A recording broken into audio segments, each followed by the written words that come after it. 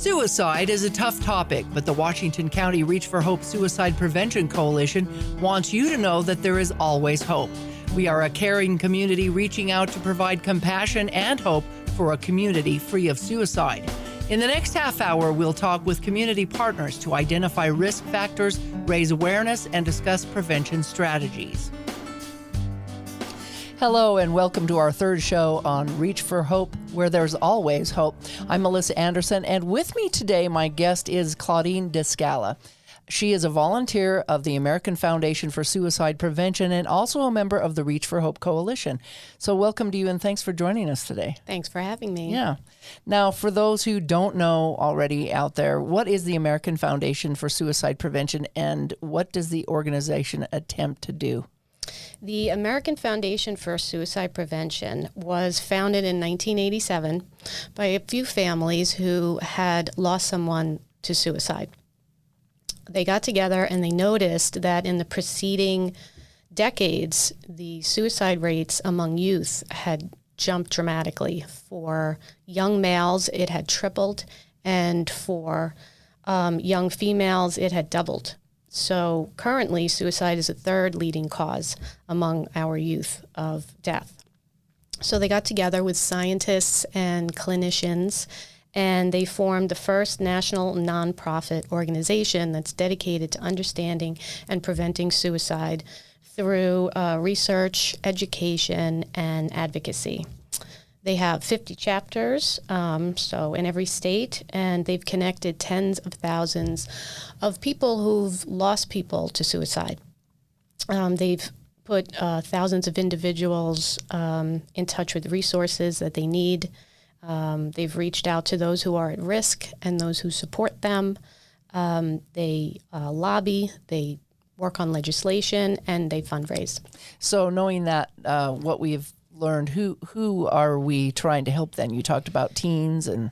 Yeah, there's really, I guess, two groups of people. One is helping those who have lost someone to suicide, and then those that are at risk. So if you go to AFSP.org, right there on the first page, you're going to see some categories that you can click on. There's, I'm having thoughts of suicide, I've survived an attempt, I've lost someone, and I'm worried about someone. And then there's also links for treatment and support groups. Right. So what prompted you to become a volunteer for the FSP, and how long have you been doing it? Well, during my high school and college years, I had a boyfriend who died by suicide. So he had what's now recognized as early childhood trauma, and he struggled with that. His first attempt came after we broke up the first time. He cut his wrists. He later said it wasn't working fast enough. So he took pills, and he ended up in the hospital. And he was diagnosed at that time with manic depression, which is the phrase they used for bipolar. So, looking back, I'm not even sure if that diagnosis was accurate or not, but I ended up on the roller coaster ride of emotions, right with him, which so many people do who are helping people in that situation. So his second attempt came after he thought he was losing me again, and that attempt was right in front of me. So, we had an on-again, off-again relationship for years. And at the time that he died, we had an argument. We weren't talking. It was the longest we had ever gone without communication. And he spiraled. And he ended his life with a gun. And he was 19. Wow. So this was high school and college for me. I won't date myself, but that was a long time ago. And, you didn't talk about it then. There wasn't as much known about it. It was kind of taboo. There was a lot of stigma if someone killed themselves. So people didn't really know what to say or how to help. And that's why I get involved with these organizations now, is because there's so much available that you just want to get it out to people. You want them to know. I was diagnosed with PTSD at the time. I had counseling. There were support groups, but it didn't really help. And like so many other survivors of suicide loss, the loss coupled with the grief and the shame and the guilt and everything that goes along with it, I found myself in the same position he had been in. That I had so much pain, I just wanted to stop, and I couldn't get it to stop, and there wasn't the help to help me get it to stop. So then after that, I understand that you started out, reaching to try to find that help, but you started something called Healing Conversations program. How did this help you? How did you get there? Well, I just started looking for ways to help other people not go through the same thing I had gone through. And now, thanks to the AFSP, which they've been building themselves up for years and years, there's so many resources. If you ever see statistics on suicide, it's very likely that it's coming from them and all the research that they do. And I felt the best way for me to help someone is their Healing Conversations program, which is through the AFSP. It's a survivor outreach program. So it gives those who have lost someone an opportunity to connect and talk with volunteers like myself. We're not doctors, we're not clinicians, we're just survivors with lived experience. And, we can help guide you, help you through all the things that you may be feeling in the weeks and months and years that come. So if you go to afsp.org, you will see Healing Conversations. You can click on that and request a contact. And it's a very brief form to fill out. And what they will do is they will try to pair you or match you with a survivor with a similar story and someone in your area. And then it's up to you if you'd like a phone call, or maybe a FaceTime, or in person, and we will come out and we'll talk with you. That's great. So did you receive some help, not to backtrack much, but I kind of cut you off there. Did you receive the help that you needed through AFSP, or do you still struggle with these issues? I did receive, the help that I needed, but I think it's an ongoing struggle for everyone.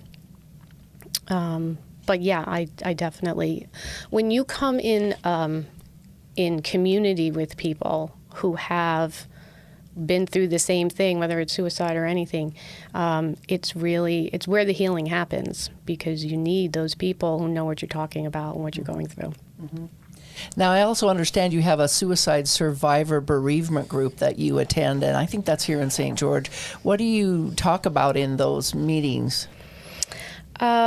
Yes, it's locally. I co-facilitate it, and it's called Suicide Loss Support Group. It meets every third Thursday of the month in town. So we just start by going around, introducing ourselves, who we are, why we're there, and you don't have to talk if you don't want to. There's absolutely no pressure. You can just come and listen. And if you do want to talk, a lot of times people are just bringing up their daily, day-to-day, whatever they're struggling with, and sharing their experiences. We know now that suicide is complicated, and grieving a suicide is complicated. It's really, it's messy. It's unlike grieving any other type of death. The guilt can be very heavy and very long-lasting, because, when you're in a relationship with someone who's taken their own life, be it a parent or a sibling or a partner or a friend, the very nature of being in relationship with someone is your connection with them. And, it's the nature of love. You bond, you connect, you get entangled with each other's, with your life. So sometimes the line between you and them becomes blurred. And so if one of us decides to take their own life, you tend to feel inextricably involved with that decision. Could have done more. Yeah. You're really on the front lines with them, so to speak. And you feel more than anyone else that either you're the reason, you're the cause, or at the very, very least, you feel like you were the fail-safe that failed. Yeah. So, and even the best intentioned people in your life might say, no, this wasn't your fault. You couldn't have done anything. This was going to happen no matter what. And I always say, time out. this is not this is not what you want to say. So that's why I feel like it's so important to speak with people who have been there and who know, and that's why I like the Healing Conversations program. That sounds like a great program. So do we have a local support group for those who might be struggling then, or who have attempted? There are some resources. If you were to go to AFSP.org, you can be connected in your local area with any kind of group related to that you're looking for. I know just locally there's something called mental wellness support, and that's for youth 14 to 21. Oh. And that's local in town also. That's for anyone dealing with depression, suicidal thoughts, or anxiety. It's targeting the youth, so that's in town. Yeah. And there's also another group called Life Launch. LifeLaunchCenters.org, I think, is what it is. And they focus on the youth, too. That's my interest more than anything else. Yeah. And they have some great programs there. Good information to know. Now, if someone is having thoughts of suicide, we'd like you to listen to a message that was put out by the Reach for Hope Coalition on radio stations and Spotify. Let's listen. Hi, I'm Keisha, a member of the Reach for Hope Suicide Prevention Coalition. Did you know that having an open and honest conversation could save a life? Asking someone directly if they're thinking about suicide often brings relief and helps ease their pain. If you think someone is having thoughts of suicide, assume you are the only one who will reach out. If you or anyone you know is struggling with thoughts of suicide, please call the Suicide Prevention Lifeline at 1-800-273-TALK or text BRAVE to 741-741. Click here for more information. So as we heard there, there is help out there, and you do need to be able to ask those questions. Do you have any thoughts on after you heard that? Is that the right thing to be asking? Reaching out. Oh yes, absolutely. And that's there's two reasons why I really love the Healing Conversations program. One is that you can't always talk to everyone about this. So sharing with the right people is important. There are some people who have great support systems around them. There are others that don't. So, you can start to feel like a burden. You don't want to put your problems on someone else. So, you need people who have been there, who you can feel safe enough to say some of these things that might be a little hard to say. Mm-hmm. And if you can sort of say it and let it hit the air, you'd be surprised at what people who've already been there, maybe further along on the path, can share with you. And it's, and I say that not to place blame on anyone, but the point is that the reality of the situation is you just sometimes need just people who've been there. Yeah. To go and talk to you about all that. Probably feel like you trust them more. I understand that November 21st coming up is International Survivors Day event. What is that about? And International Survivor Loss Day, I guess. Yes, it is. It's coming up Saturday, November 21st. It is an international event where survivors of suicide loss come together in over 360 gatherings across the world. And it's a great place to come and find connection and understanding and hope and healing through the shared experience of everyone else. This year, it will be virtual. So in Utah, it will be not this Saturday, next Saturday, start at 11 a.m. online. Make sure you register ahead of time so that day you can just jump on there. It doesn't cost anything. So when you go on, there'll be a welcome message. And every year the AFSP puts together a survivor film. And usually it's got some really inspiring stories, and it talks about growth and resilience and healing, and you'll hear things that you can connect with. Yeah. And then they also have a remembrance film, which you can contribute to, a photo of your loved one. Of course, ahead of time you need to do that. And then there'll be group discussions, opportunities to break up into group discussions. And again, you don't have to talk. Right. You can just listen. Right. For me, as a Healing Conversations volunteer, I'm going to have the Zoom background that says that. All of us who are Healing Conversations volunteers will have it behind us, so you could see right away. And even if you need to talk right then and there, we'll break off and talk to you. Right. And so there'll be a few speakers. It's really a great event. And you come away just feeling like you're not alone, and you've got a community of people to support you. And we touched on that earlier. You aren't alone in this. This has been a really tough year, and we might feel like we're alone, but we've been all in this together with the COVID-19 and the elections, not knowing what's happening in the future. What would you tell someone who is struggling during this time right now?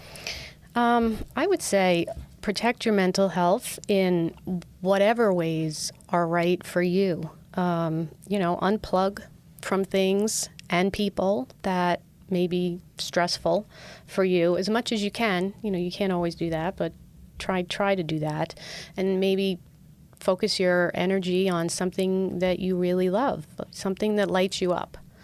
Take some time to do that. Reach for Hope has some good resources on that, and the AFSP also has specific resources for COVID and the current stressors that we're all under.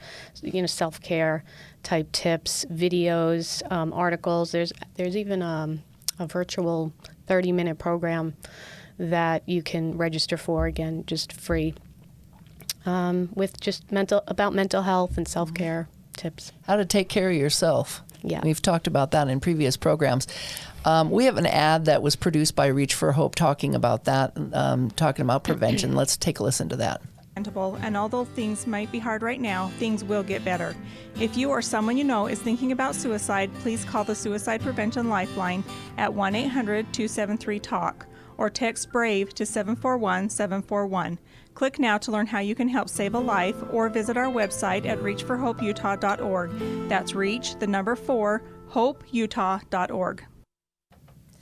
Now, hopefully people will do that, but a lot of people don't. What do you think people who are struggling with suicidal thoughts need to know in order to hang on? Mm-hmm. You talk about prevention, you talk about reaching out, but a lot of times you don't want to talk to anybody. You just want to go isolate yourself and crawl in a corner. Yeah, I would say if you're the one struggling, I'd say two things. One, you may feel like you're alone, and you may feel like no one cares, but I guarantee you that there are people who care, and there are people who will mourn you in more ways than you could even imagine right now. And the other thing I would say is be honest with yourself about it. Don't just push it to the side because maybe some of your feelings may have been minimized with your struggle. Try to pay attention to yourself and ask yourself, what is it I really need right now, and who could I get it from? Because we all struggle, don't be fooled. Some of us just hide it better than others. And, you're not weak, you're human. Right. And this is what happens. We all, right. It's okay not to be okay. And it's okay to take a mental health day. I mean, we take sick days when we have something physically wrong or we do something, but we need to take a mental health day every once in a while and just know that we're, like you said, we're human. Yeah. And emotional stress can be even worse sometimes than a physical broken arm or a broken leg. So we need to treat that just as we do a physical problem. Exactly. And I said that same thing. It really needs to be, mental health needs to be normalized, and the stigma needs to lift. And I think groups like Reach for Hope and the AFSP are doing so much to educate people about that. If you are struggling with something, it should be as natural to you to call for help or see a therapist or whatever it is you need to do. It should be as normal as you broke your arm and you're going to the ER. Right. What other resources are out there to help people besides the website, that we've talked about, the Reach for Hope website and FSP and Suicide Prevention Lifeline? There are a boatload of online groups where you can chat and connect. And you know, it's sort of the nature of the way things are done now, and especially with COVID, it's even more important. You know, the one that I really like is called Alliance of Hope. And this is just an online group run by a clinician who lost someone to suicide. And once you're in there, you will see different categories. If you lost a spouse, if you lost a child, if you lost a sibling. They have a veterans area that you can go in, first responders, military, murder, suicide. Like, there's a lot of categories there that you can connect with people. And it's really a great thing. Like, for example, I've seen people who are on there saying the anniversary of my husband's suicide is coming, or a birthday is coming, or a holiday, something's coming, and I just don't know how I'm going to handle it. And I have seen them stay on that site all night with a caring community of people who are talking to them just throughout the night. So it's really beautiful. Yeah, I mean, there is help out there, and that's the thing. We do struggle with different things. Some of the reasons that we might struggle might be financial. They might be just stressful due to work. Tell us some other ideas, thoughts you might have about what do we struggle with, and are we struggling with ourselves, or who are we having this fight with? Obviously, it's ourselves. I think it's ourselves. I think it's, you know, external as well. You know, suicide is complicated. You hear that over and over. It's rarely one cause. It's usually a buildup. And it's great that the suicide crisis hotlines are out there, but sometimes you're not in crisis, and sometimes that's not what you need. So, for example, in my situation with my boyfriend, you know, when you see the bigger picture, which is another thing that helps when you connect with people, they help you, people who are further down the path can help you see this bigger picture. So, for example, in my situation, it was a combination of genetics, which we know now for him was genetics, early childhood trauma. He had a lack of support and a lack of professional services. And then self-medicating drug use became part of that picture. And then a triggering event from which he thought there was just no coming back from, and then he lost all hope. So there's a lot of things that can contribute. This is why the name of our program is Reach for Hope. What kind of final thoughts would you like to leave people with here, you know, on the program that might be listening? I would say that when someone is struggling, I think it's up to all of us to notice and connect with them, and to educate ourselves on how to provide services and assistance and resources to them. To me, it's all about connection. And that's the number one point that I'm trying to make today, is to come together in community, because that's where healing happens. And reach out. And that's what our coalition is about, Reach for Hope. If you haven't heard about it, please go to our website, because it's as simple as going on and finding resources and help as the same as AFSP. So thank you so much, Claudine, for all your support, sharing your story with us, because I'm sure that took a lot to do that, you know. Yeah. And we all have our own stories and our own successes and failures in life, but we just need to remember that tomorrow's another day. And if we can get through this day, we can go to sleep, wake up, and maybe things will be better. And you never know what's around the corner. We really don't know. So thank you so much for your time and your efforts and everything that you do. And as she said, if you need some help, just reach out for that help. And for more information, you can visit us at our website at reachforhopeutah.org. We're also on Facebook, and you listen for our ads on the radio as well. And you know, again, if you or someone you know is struggling, reach out for help, because there's always hope. So thank you for watching and listening, vodcast, podcast, and thank you again, Claudine DiScala, for all of what you do. Thank you. Thank you. And we hope you have a great day. The Reach for Hope Coalition wants you to know that we care about you and we are here to help. If you or someone you know is thinking about suicide, reach out. You're not alone. To access resources for yourself or others, visit our webpage at reachforhopeutah.org. That's reach, the number 4, hopeutah.org. If you are experiencing a crisis, please call the Suicide Prevention Lifeline at 1-800-273-TALK, because you matter and there is always hope.